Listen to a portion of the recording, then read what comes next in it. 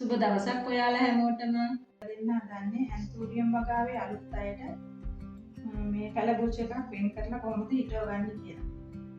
බලමු මේක කොහොමද කලුම වෙන් කරගන්නේ.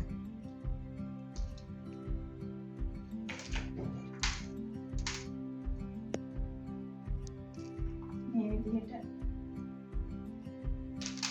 කලකට මේ කැඩෙන්නේ නැති විදිහට කලකට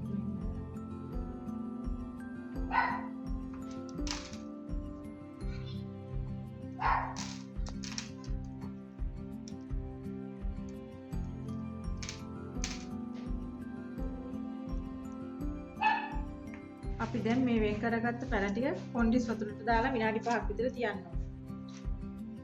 අපි දැන් බලමු කුඩා පැල හිටව ගන්න මාධ්‍ය හදාගන්නේ කොහොමද කියලා. පොල්ලෙඩි කෑලි 2යි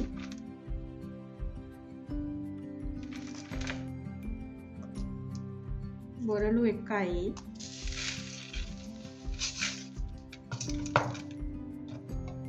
කොකෝ ප්ලස් 1යි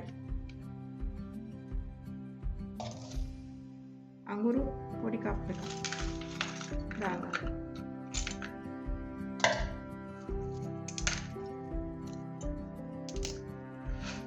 දැන් මේ ටික හොඳට කලවම් කරගන්න.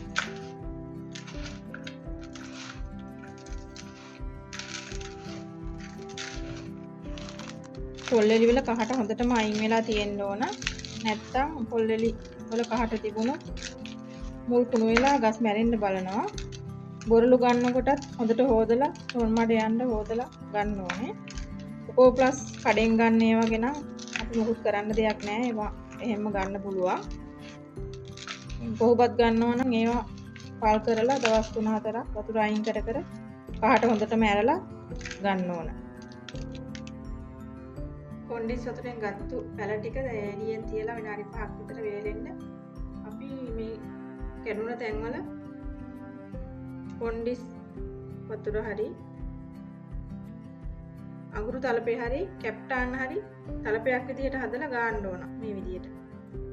එතකොට මෙතනින් දිලිර ඇතුල් වෙන එක නතර වෙනවා. මේ විදිහට කැඩුන තැන් ඔක්කොගෙම ගා ගන්න.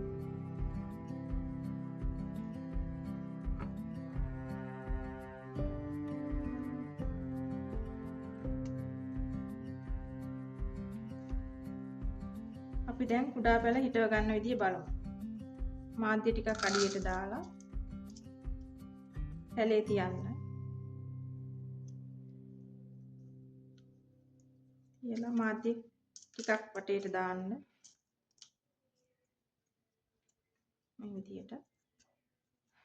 ඔස්මොකොට් තේ හැඳි කාලක් විතර දාන්න වටේට විසිරවලා. ඊට පස්සේ ආයේ අපි මාධ්‍ය එකතු කරගන්නවා. පැලේ කඳ වැහෙන්නේ නැති විදිහට මේ ගානට වගේ මාධ්‍ය එකතු කරගන්න.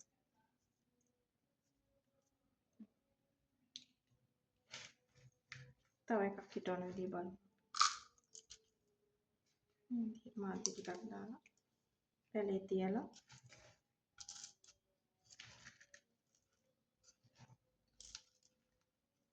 මේ පොට් එක තෝරගන්නකොට කුඩාම සයිස් පොට් එක තෝරගන්න. පොඩි පැල නිසා ඉක්මනට මුල් හැදෙන්නේ පොඩි පොට් එකේ හිටෙව්වොත් තමයි. පොට් එක ලොකු වුණොත් පැලේ හැදෙන්න කල් යනවා. මේ විදිහට හිටව ගන්න. අපි දැන් මේ හිටව ගත්ත පැල ටික සම්පූර්ණයෙන්ම තෙමිලා යන විදිහට මේ කොණ්ඩිස් වතුර වක් කරගන්න.